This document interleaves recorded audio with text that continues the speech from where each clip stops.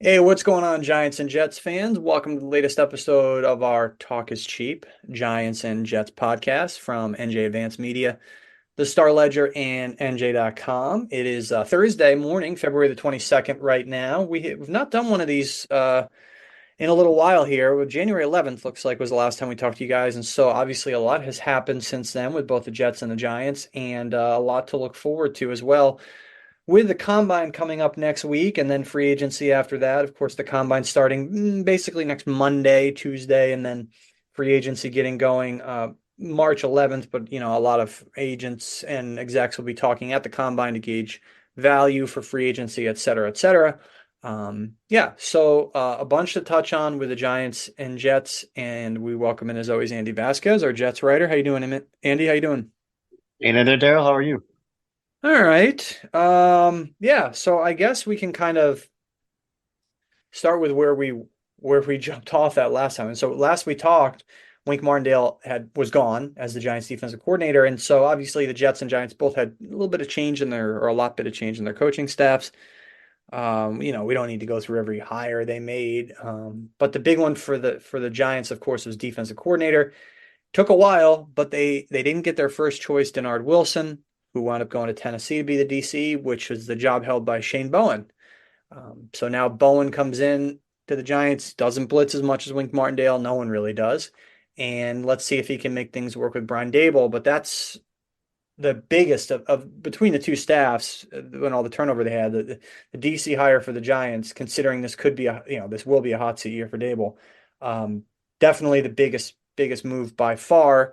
And they got to make it work. That's the bottom line.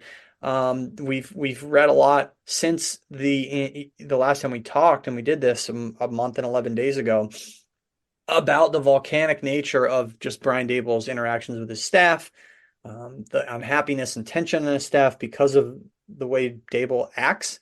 And so we'll see if he tones that down this year, and if not, how guys like Bowen and other new hires can handle that demeanor and that dynamic. And you'd think he'd back off at least a little bit because clearly that didn't work great, and they only really kept Mike Kafka because they blocked him from interviewing for Seattle's OC job. And the reality remains Brian Dable could call the plays this year. So Dable is in the typical mode of a coach who's going into a hot seat year, uh, making changes in terms of his staff, big time changes, and then of course like I would guess like work deployment changes in terms of who calls the plays. So that's a huge one. So what do you make of all that? And I'll let you touch it on the Jets as well in terms of where they are with their staff. Yeah, I mean it's definitely interesting to see, how these two different coaching staffs, obviously the Giants have had at least some success with Dable going to the playoffs 2 years ago. Um, and they were the staff, of course, that were we knew was going to be having the shakeups going into this offseason while the Jets said they're going to stand pat. As it turned out they didn't stand pat. They've made a number of moves with a new wide receivers coach, new running backs coach. Um, the guy who was listed as their quarterbacks coach leaving, although I don't think he's going to be replaced because Todd Downing really takes care of that. Ultimately, the Jets there is it's probably a good sign that the Jets are making all these changes, especially on offense because of the issues they had. But watching Dable from afar, it is interesting to see how these guys have to adjust and deal with the perceptions that come when you have a bad season. And the guys who get it right are the guys who have success in this league. Belichick coming back from his mistakes in Cleveland and building what he built in New England is the best example of that. Not on the same wavelength with changing teams and all that, but it's the same type of thing that these guys in this era have to do on a much more accelerated basis because if this blows up in Dable's face, there's a good chance he won't get another chance. So yeah, it's interesting to see how he adjusts and if it's going to change. I'll be interested to see also if it changes kind of the way Dable interacts with the media and you guys.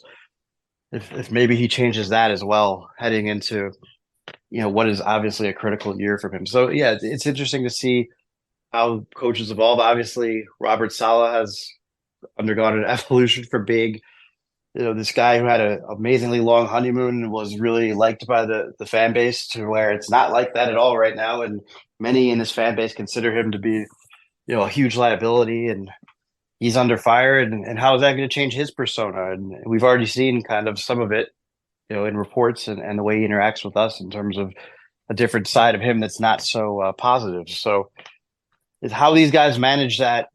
We act like it's not a big deal because what does it matter what they're saying to us, right? But it actually, it matters because perception does matter in this business, and it's going to be very interesting to see how these guys, make sure that they have the right guys in place for their team and also are on the same page message wise going into the season because they both of them have a lot at stake this season and they have to get it right because there is no safety net.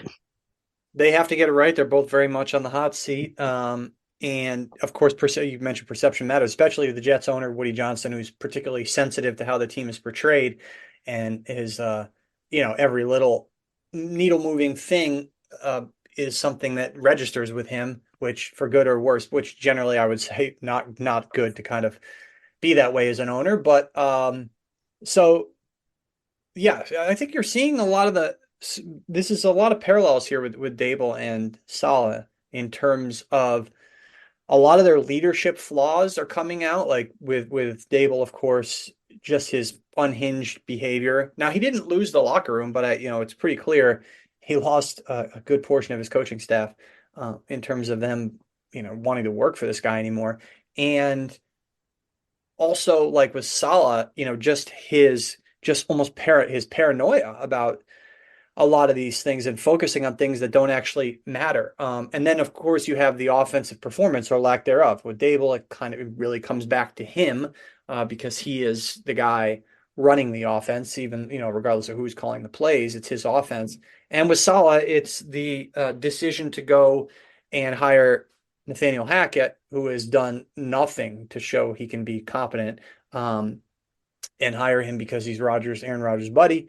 And so that's both these coaches are dealing with questions certainly about their ability to handle an offense and mold an offense for a couple different reasons, because obviously Sal is a defensive minded coach.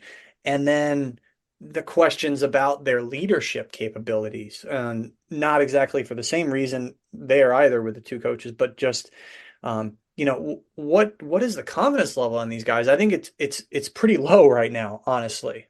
You really thought like going into last season, obviously Sal had his flaws. They had Rodgers. I would guess if you ask most Jet fans like mid-August last year, what's your confidence level in Robert Saleh and also in Brian Dable for Giants fans, they would say like, yeah, sure, like we'll either give the guy a chance, or I feel optimistic, or like, oh, I really think we got the right one in Brian Dable. But now it's really swung the other way, I feel like. Yeah, I will say I've been highly critical of Salah, but he's in he was already in a tough position because you're bringing in Aaron Rodgers, and Aaron Rodgers was so disgruntled in Green Bay by the end that it's clear. I understand like the Jets had to kind of for it to work, they have to cater to his needs a bit. Salah went over the top in catering to his needs, and this is now why he's kind of in a perilous position leadership wise. When you do that and you make all these moves for one guy, and then the guy gets hurt on the fourth play of the season, like they from there, when you don't adjust, when everything you still do is to cater to the guy who's not playing anymore for that year, it's how do you keep the locker room together? And that's what the Jets have done. Like basically, like we're like, okay, well, we'll see you next year, and the players in the locker room know that. The fans know that, and it's frustrating for everybody involved, and it reduces any kind of credibility you have as a leader when you're telling that we're going to do what's for the best of the team in the situation. Like they didn't do the things that were best for the team last year, and they burned a year of these guys, a lot of these guys' prime, or and hurt themselves in the process because all these guys are another year closer to getting paid. So, which is going to make it harder to keep them together and build a contender. So, I think that's a lot of where Salah lost it. And then, when a coach is so focused, it was really transparent at a certain point midway through the season that his priority was keeping his job for the next year above all else. Again, players notice that, and it may not be like he lost the whole locker room, but you know, everything being geared towards Rodgers is going to annoy these guys to a certain extent at some point, even if they know that having Rodgers back this year is their best chance at becoming a contender. I think that gives them some freedom in terms of if he stays healthy and it goes well, he can recover from this Salah, and that's why even as critical as I've been of him, I think it was the right move to bring him back just because of the Jets' very unique situation. But yeah, Salah also needs to realize, I think, and I think this will help him a ton if he can realize it, that the situation he's in, him and both Joe Douglas, they went through so much of this year, like basically acting like how dare you criticize us, and they are in a situation where almost nobody gets a shot in the NFL after being as bad as they were to continue their job. So they should be criticized. They should accept the criticism. They should feel lucky to have their jobs and have this opportunity to do it one more time and act accordingly. Will they? I mean, I think we saw some signs of that from Joe Douglas at the end of the season. It'll be interesting to see what he says next week at the combine. But I think Salah he's always been a guy who kind of, you see him on the sideline in San Francisco. You saw him doing that stuff as a Jet, and you see him get upset sometimes. He's a guy who, you know, runs on emotion, and I think he's mad that the way he's being perceived and how he manages that and his emotions this year is going to be key to being successful, because you got to make the right decision, not the decisions because you're upset or whatever. Like it's going to be a really interesting balance, because I don't think he handled that super great at the end of last year, and he's obviously things have gotten worse for him since then. You're talking about two first-time head coaches here, of course, when they got the jobs, and Salah entering year four and Dable entering year three. And so I think that another parallel here is these two guys need to kind of have some, it's a hard job. It's, I get it. So emotional maturity and just emotional adjustments, right? So Dable needs to figure out like, okay, maybe I can't talk to people on my staff the way I have been, right? And Salah needs to figure out, okay, maybe I need to turn my focus into taking, not some things not so personally, and tuning out what really should be noise, Yep. even if it's hard to do.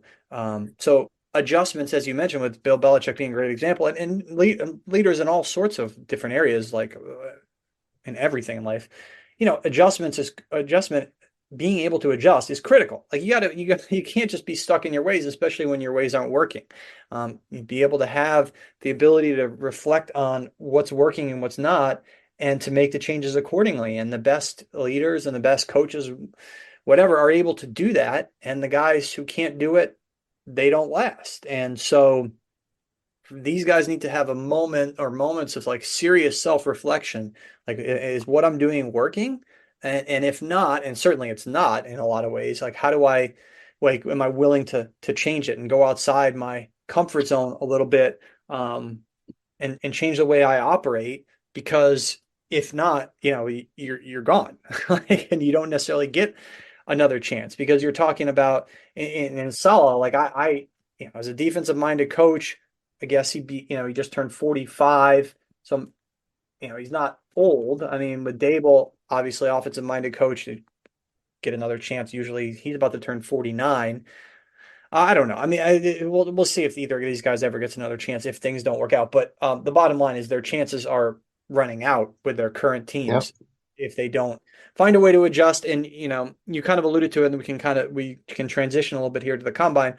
Um, like you said, it'll be interesting to see what they say. Well, Robert Saleh, as usual, he is not going to the combine. The Jets under him have not recently sent their coaching staff to the combine. They let it be a scouting thing for the scouting side in the front office. From what I understand, like Brian Dable probably will be there, but he is not.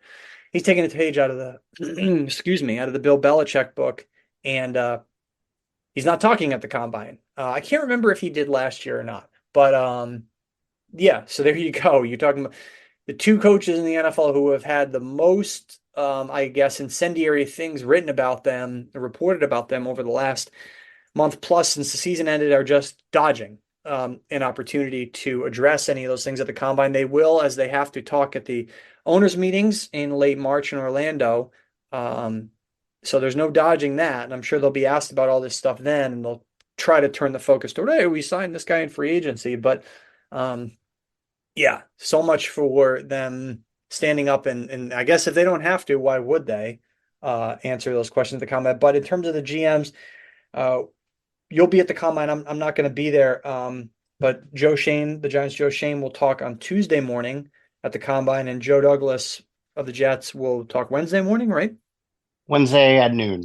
Wednesday at noon. So that you'll hear for about 15 minutes. I don't know if either of those will be particularly illuminating, but uh, as usual, at the combine, those things are what they are. But in terms of the Jets checklist for the combine, in terms of, I would guess, let's just say like player, draft, prospect, evaluation, and also like the free agency angle with their own guys and maybe other guys, but more so their own guys. Just give me what you think is Douglas's checklist for his trip to Indy next week.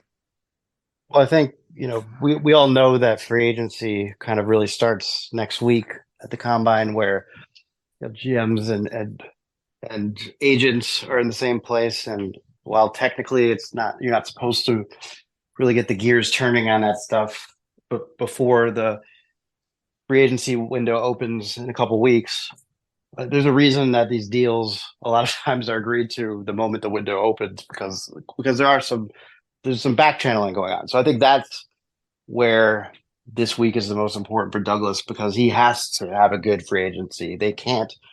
So they have the 10th overall pick, and I think they don't pick again until midway through day 2. So in terms of talking about, this will be where he starts talking about a potential trade down to give himself maybe something more like a late first round pick, a second round pick, and that third round pick.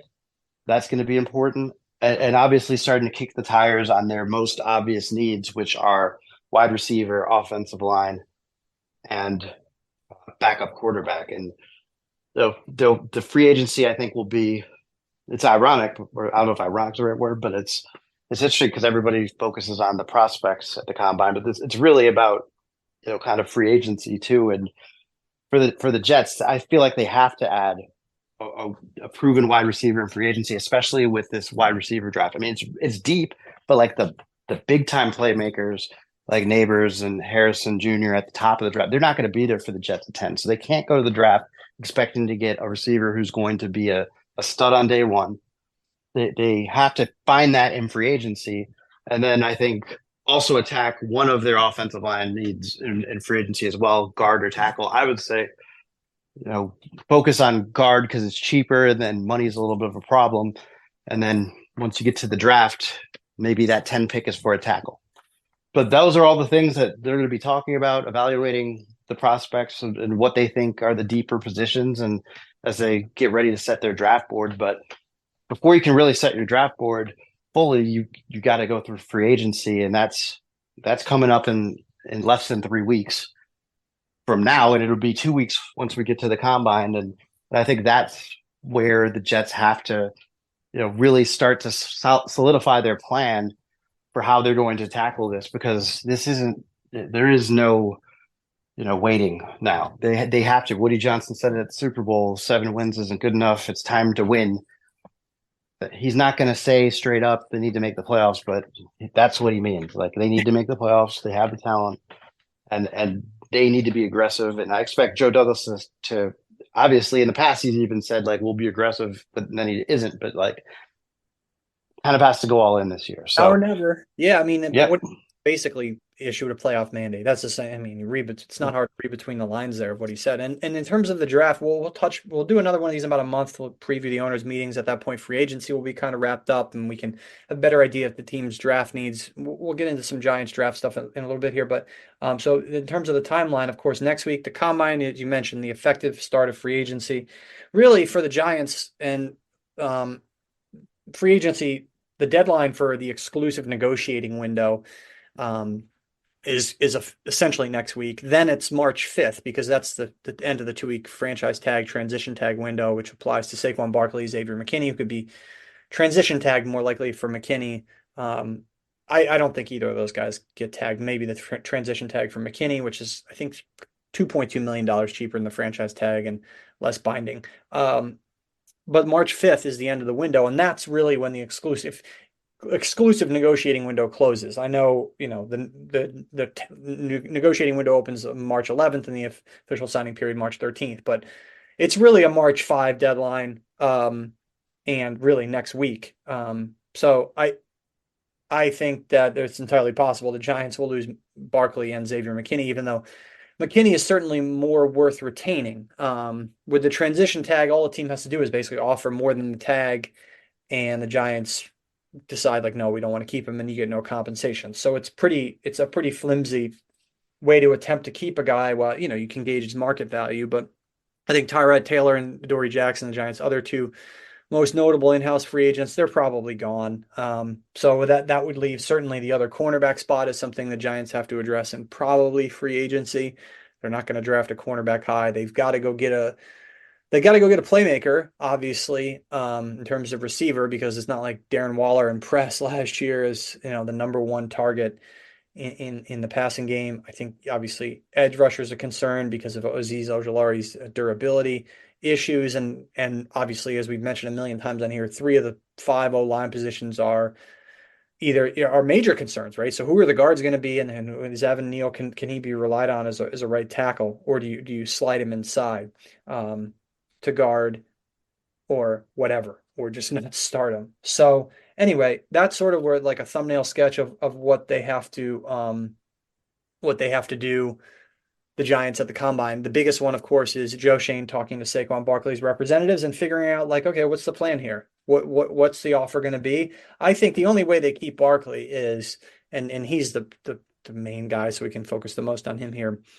is if they tag him. And they're not going to tag him for 12-2 or 12-1, I guess, which is a $2 million increase on last year. They're not going to do it. I understand they could create more cap space by restructuring like Dexter Lawrence, Andrew Thomas. So 12 isn't as crippling of a number as it would be with their quote unquote current cap number, cap space number. But I just don't see it. And it doesn't make a lot of sense. He's entering year 7. He's had durability issues. The Giants are not a win now team. Giving significant money to a guy like a running back like him is something a win now team does. And honestly, like they should be trying to start over with a young quarterback and not paying Barkley. And so if he does, like the whole notion that that they would not tag him and then he would go to the quote unquote open market and then he would come back and sign with the Giants, that is not happening. Okay. Like so there's 31 other teams out there, many of which are in more of a win now position than the Giants. Someone's going to be willing to give him a contract, you know, and go quote unquote all in or more all in than the Giants than the Giants are, right? It's the odds are just so against the Giants retaining him if they don't tag him. He's going to go maximize the value as he should, and someone's going to exceed what Shane is willing to pay, right? Because another team's in a different position. Like, would you agree with that? Yeah, absolutely. I just like I think we talked about it last time. It's not a knock on Barkley. It's just where the Giants are and their needs. It doesn't make sense to pay him. And that's tough, and it goes back to the decision that was made in 2018 to draft a running back number 2 overall. It just when you don't have the pieces around him to contend right away, it makes it hard to justify. I think the Jets, some people criticize them for trading up to get Breece Hall, but remember that was their 4th pick of that draft in 2022, and they had filled actually successfully filled three needs before that because all 3 of those picks have ended up being good players. So if you're going to take a running back early, you either have to have all these picks loaded up or have the team around them already to do it. It can't be your first priority in a draft when you're a team where the Giants were at that point. So I mean, we both feel the same way about that and have talked about it before, but just going back to that. And then, I didn't answer your question about the Jets, in-house guys. There's not many, honestly. They don't have a ton of pending free agents who are move the needle guys. That's the two guys that are mostly going to be talked about are Bryce Huff, the edge rusher, the homegrown edge rusher, undrafted free agent, who has become one of the best, third down guys in the league, and has made it clear that he's going to seek his maximum value. And given the Jets' other needs and given their depth at the edge rushing position, I just don't see any way he's back. I mean, if they could somehow, if it was 15 million a year, something around that, and they could get him for that, I think it'll be higher than that. Like maybe there's a chance he comes back, but it just it just doesn't make sense to pay him when you have to figure out the offensive line, you have to figure out the receiver position. You're gonna have to pay for a backup as well. It's really hard to see any way that he ends up being back here, especially when some teams are gonna think, well, the Jets have a pass rushing rotation, so Huff's only playing I think less than half the snaps. He's made it clear he wants to play more than that and thinks he can be an every down pass rusher. I'm not really sure he can be, but some other team is going to think he can and pay him accordingly. So it's not going to happen. And then the other guy is Mekhi Becton. Uh, the Jets not obviously pick up his 5th-year option, so he's hitting free agency. He's not going to be back. I think it's run its course with him and the coaching staff. It hasn't gone well. I think both are looking for a fresh start. And again, some team will be willing to take the chance, even though Mekhi has not been healthy throughout his entire career. He did make it through this season, missed just one game. I think he took a step in the right direction. I think he can, now that he has a whole year of action under his belt, I think he can potentially. I see a team like I wouldn't gamble big on him because I think he's kind of been exposed for some of his weaknesses, but I think he will be better as the season goes on next year because he won't be playing a full season for the first time in 3 years or 2 years. So I think there is some upside there, and some team will gamble on it, but it's not going to be the Jets because they can't afford to put all their eggs in the Mekhi Becton basket and come up empty. They just can't do it. So there's too much baggage and too much at stake. So yeah, those are the two main guys for the Jets, and I think they'll both be gone. And yeah, and shoot, I mean, if you talk about the four main guys for the Giants, I think they all could be gone. Barkley, McKinney, Adoree Jackson, Tyrod Taylor. Certainly, I think McKinney's the most likely to stay.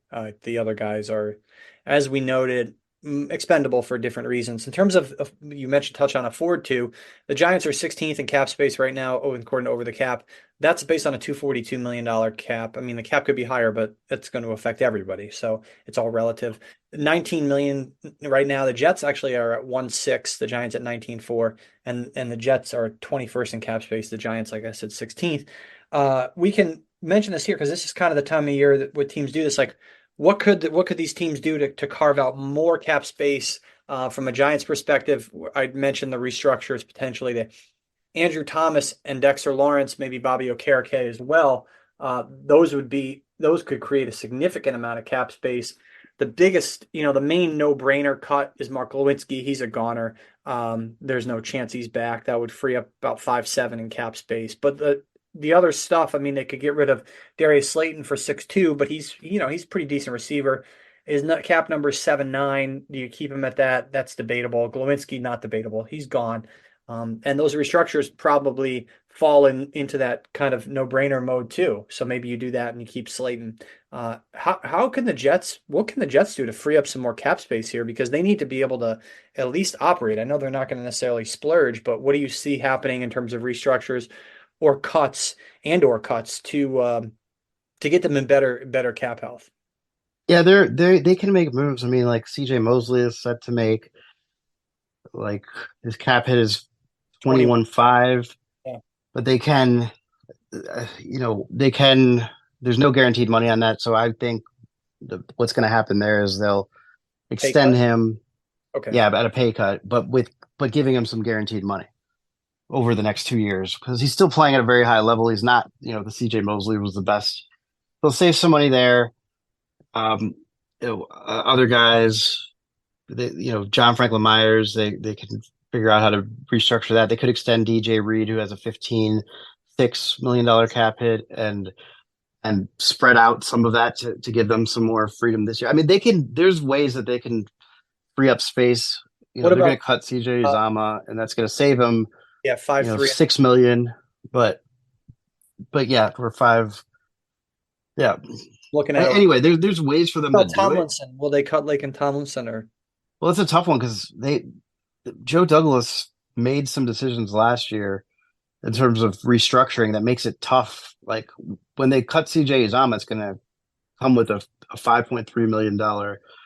I'm sorry, I was looking at the dead money. It's going to come with a $5.9 million dead money cap hit, and same with Lake and Tomlinson. They cut him. It's a $10 million cap hit with an $8 million savings. There's $10.7 million cap hit with an $8.1 million savings. So they're already carrying a lot of dead money until next year. 18 million right now, 18.3 million as it stands because of Carl Lawson, 6.3 there, Dwayne Brown, 4.7 million there. Jordan Whitehead, whose contract voided the other day, 3.3 million. 2 million more on Mecole Hardman. So yeah, there's a lot of dead money. There's going to be a lot more dead money, and it makes things a lot harder. But they can, free up enough cap space to make more than one major signing. But it's going to be at the expense of next year, and it's going to be tightening this window even further. So because next year is when Garrett Wilson, Sauce Gardner, and Breece Hall are all eligible for extensions. We're already at that point. So um, good point? Yeah. Yeah. it's going to be it's even more why they have to show something this year, because next year is kind of going to be the last year that you can expect this team as it's currently constituted to go out there. I mean, I think if they're a contender, you can make an argument for pushing even an extension for Sauce Gardner back after next year. But if they're not if they're not on the doorstep, they're going to have to pay probably him and at least Garrett Wilson. So um, they're in a weird spot because they have to find a way to do it now, and it's possible, but it's not going to be easy, and it's because part of the reason was because they were so geared on last year going all in for it, and they kind of took that you know very win now approach for the first time, and but without going all the way in, and now they're kind of in this in between spot where it's tough. It's going to be tough for Joe Douglas to manage his offseason and get it right, and he has to, as we've said multiple times before. And we'll finish up here by touching on the draft a little bit. As I mentioned, we'll do another one of these in about a month to preview the owners meetings and really more so wrap up free agency. At that point, we'll have a better idea of where teams stand in terms of their needs, and not just the Jets and Giants, but of course, what other teams do at quarterback will affect the Giants. And so the combine, of course, as we mentioned, is a lot about free agency, but teams are there to assess draft prospects too. And the Giants will be looking at all the quarterbacks as they should be because we know everything. Just Daniel Jones and the whole thing. As they say, like gestures broadly. Daniel Jones gestures broadly. To use the meme, as they say, so whatever that would be called. Clever turn of phrase, but yeah. So Daniel Jeremiah did a mock draft a couple days ago. He's pretty good. He's one of the more like sane draft analysts. He's really smart and sharp, and so I think we could just quickly review that in terms of like what might happen at the top of the draft. And even though the Jets are 10th, they're right there at the top of the draft because and the Giants being 6th, of course. So like what could happen in terms of the draft unfolding? Obviously, free agency, as we said, will affect this. We're still more than 2 months from the draft, but because the combine is a draft event in a significant way, it's worth touching a little. So Jeremiah has the Bears taking Caleb Williams, and then the Commanders taking Drake May. No surprises there. He has the Patriots then at number 3. And in this scenario, they go a veteran quarterback route. That means Marvin Harrison to the Patriots. When he'd be clearly the best overall prospect there available. So that means they pass on Jaden Daniels, which bodes really well for the Giants. Like I think if you see a situation where the Patriots take or sign a quarterback, I mean, Joe Shane will be thrilled because that frees up a quarterback to fall to him, because it looks like Arizona at 4 will not take a quarterback. And in this mock draft, that's Malik Neighbors, the other LSU receiver. Then, of course, at 5, there's no chance the Chargers take a quarterback and they go with Joe Alt, the Notre Dame offensive tackle, and that means Jaden Daniels in this mock from Daniel Jeremiah goes to the Giants at 6. I think that's a no-brainer pick if he's there. If he's not, like if quarterbacks go 1, 2, 3, which is possible, then the Giants could be looking at a situation where they could have their pick of Odunze or Neighbors because you go quarterback, quarterback, quarterback.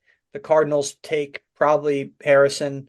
Then the Chargers would take either Alt or Neighbors or Odunze, and that would give Rome Odunze, the Washington receiver, that would give the Giants the Odunze Neighbors other guy there at a 6. Or look, they could if the Chargers take Alt, that has Odunze and Neighbors still on the board at 6 for the Giants. So that's a lot, I know, but that this mock draft is like the ideal scenario for Joe Shane. Like the biggest problem with drafting 6 and having one too much down the stretch in these meaningless games with Tommy DeVito is that they box themselves out of the ability to definitely be able to get a quarterback. But the Patriots deciding to, in this scenario, go the veteran quarterback route.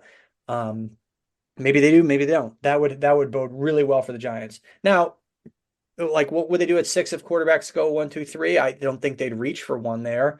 You could still get a really good receiver and then try to get a quarterback with one of those 2 second-round picks or trade up into the bottom of round 1. But moving on to the Jets. So moving down this list at 7, Tennessee takes the Penn State offensive tackle Fashuna. And then at 8, the Falcons. Shanu, yeah. Fashanu, yeah, at 8, which is a guy that I'm sure the Jets would be interested in, as with Joe Alt, but I don't think Joe Alt gets to 10. 8, the Falcons go J.J. McCarthy. That's high for him, the Michigan quarterback, which I guess by that logic, maybe Daniel Jeremiah thinks that if the Giants aren't able to get the top 3 quarterbacks, they could take McCarthy at 6. I'd be interested to hear his take on that. Then Odunze at 9 to the Bears. Then another guy who's been widely mocked to the Jets, projected to the Jets. At 10, the Oregon State offensive tackle. Do you know how to pronounce this guy's first name? The last name is Fuaga, clearly. Talise Fuaga? Is that right? Police, yep. Talise Fuaga from Oregon State. So, yeah, what would you make of that? I kind of went on about what the Giants, with no brainer. If they get a quarterback, you move on from Daniel Jones after next year. You say goodbye. But what about the Jets there in terms of who they would prefer? Probably an offensive tackle, right? And that's probably the right pecking order. All the Penn State kid and then the Oregon State kid, right? Yeah, I think this would be an ideal kind of way for things to work out for the Jets as well, is to have, if the top receivers aren't going to be there, and it's starting to look more and more like those guys are going to definitely be off the board before the Jets pick, and then several other quarterbacks are taken, 3 or maybe even 4 before then, they're going to have a tackle there who can help them immediately at number 10. And that's what they need, is an offensive lineman that can help them immediately. I mean, it just seems like the odds are that it could shake out that way for them. And they just need one of those top guys, one of those guys like Fashanu or Fuaga. I can say his first name, I can say his last name. I'll learn. But one of those guys to be available. And then that. Go ahead. The Oregon State kid, Talise Fuaga, that's not a part. When the Penn State kid is Fuaga, yeah. Sorry.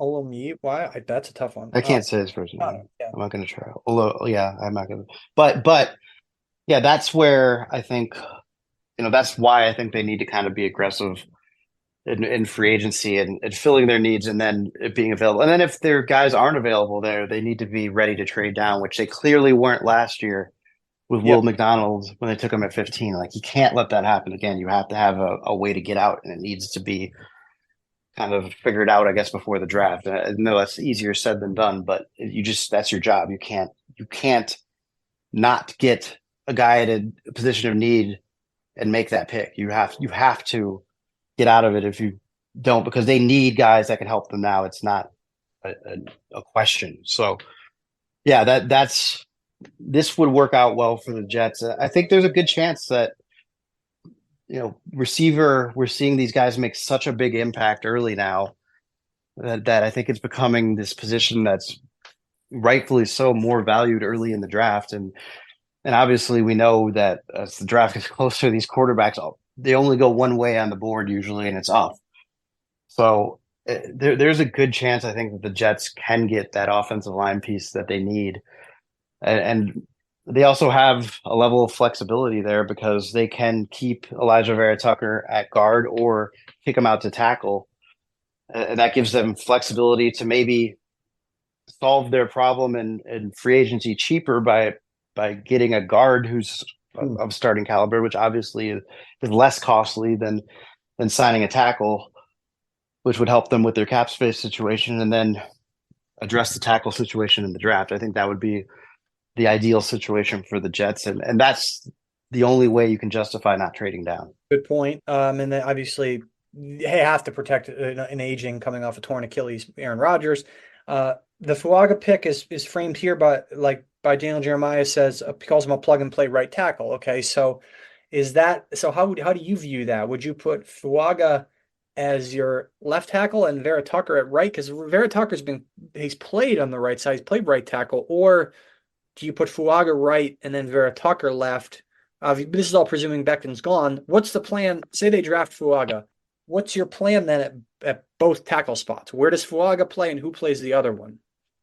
I haven't done the research in terms of like where Fuaga's record on versatility, but we know Vera Tucker can play at both sides because he's played every position but Yeah, center in his career, and he's played all of them at a high level. So I mean, I think you put whoever you draft where they're most comfortable, because if you're drafting a tackle in the top 10, like, and it's a guy who's a left tackle, you believe he can be your left tackle of the future. sure. So if it's that situation, you put Vera Tucker at right tackle, and now you've got, hopefully the Vera Tucker injury thing is now becoming an issue. Both of them are kind of freak injuries, but you know it's happened 2 years in a row now. If it happens again, it's you can't count on them. I think we're still before that point, but and the Jets have to assume a level of risk because they have too many holes to fill not to be able to assume some risks. So I think that's a smart risk to take, that you bank on a guy like Elijah Vera Tucker, and I think that's the way you kind of attack this thing. He does give them that flexibility, though. So if they don't have what they want there and they trade down to the middle of the first round and get a guard there, if you're drafting a guard in the middle of the first round, you're going to expect him to be your guard of the future as well. So they have the flexibility to get this done, but a lot has to go right. You mentioned flexibility as it pertains not only to what you were just referring to, but also you just previously mentioned Vera Tucker's flexibility, the ability to play either tackle spot. And as you were talking, I quickly looked up something Daniel Jeremiah said about Talise Fuaga, and the quote is there. He said there is no limitation. I guess he meant there are. Well, there are. If we're going to be nitpicky, there are no limitations on Fuaga playing either tackle position. So Daniel Jeremiah thinks that this kid can play either tackle spot, and as you said, Elijah Vera Tucker potentially could play either tackle spot. So that is another certainly example of flexibility, which is In that case, you put Vera Tucker at left because it's a more important position. He's more established. He's obviously proven he can do it at that level. okay. Gives him some That's what I options, would say. which all good and ideal, but as we know, from the Jets injury luck with Vera Tucker and with Becton. Ideal is not always something you can bank on when you have when you could not necessarily bank on a pick working out. So for whatever reasons, injuries or whatever. So yeah, as we've seen, the Jets and the Giants have not always gotten the ideal situations out of their draft picks recently. But yeah, so we'll leave it with that. Appreciate everybody listening, and be sure to like, rate, review, subscribe to us on all your favorite podcasting platforms. And as usual, NJ.com/Jets, NJ.com/Giants for all sorts of coverage leading up to free agency, the draft, the combine. Andy will be there. I'll be covering it from home.